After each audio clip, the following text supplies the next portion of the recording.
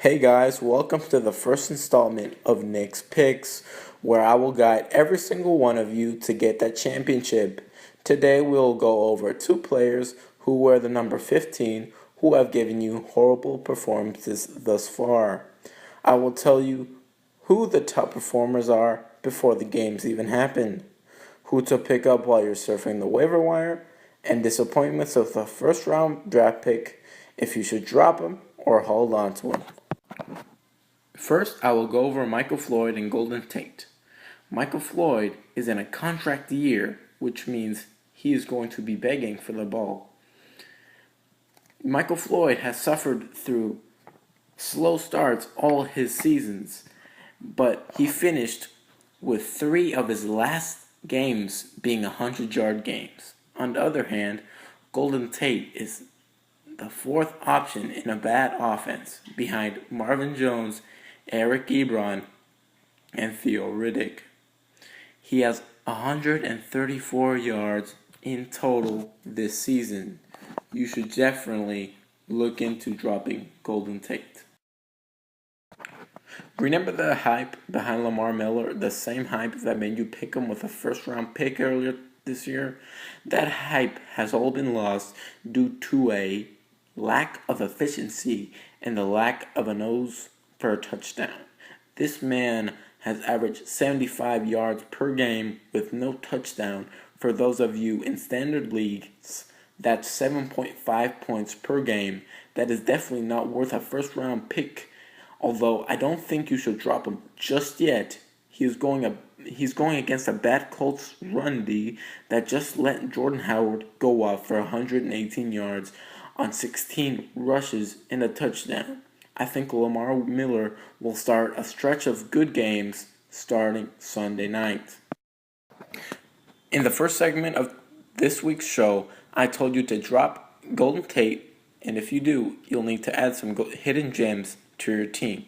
My hidden gems for this week are Sammy Coates, Cameron Meredith, and Curley.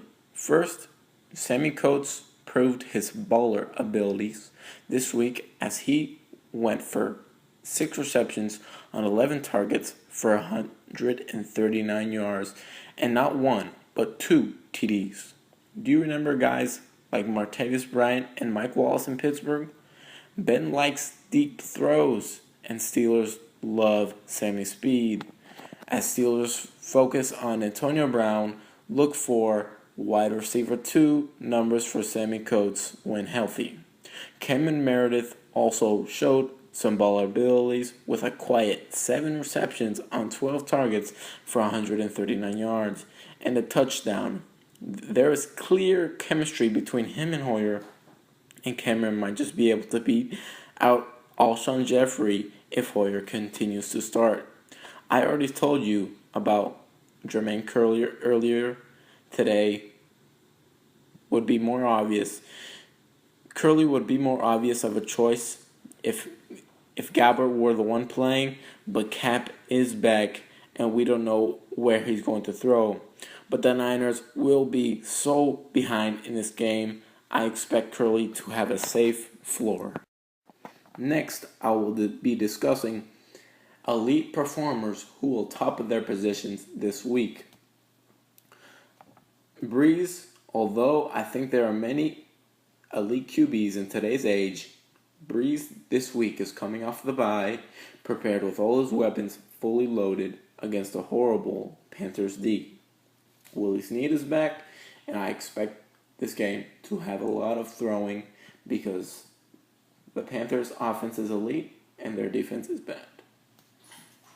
Bell should be in for a huge game this week against the Miami Dolphins. The Steelers are the clear favorites this week, and I predict they will run the ball more often and Bell will get 30-plus touches.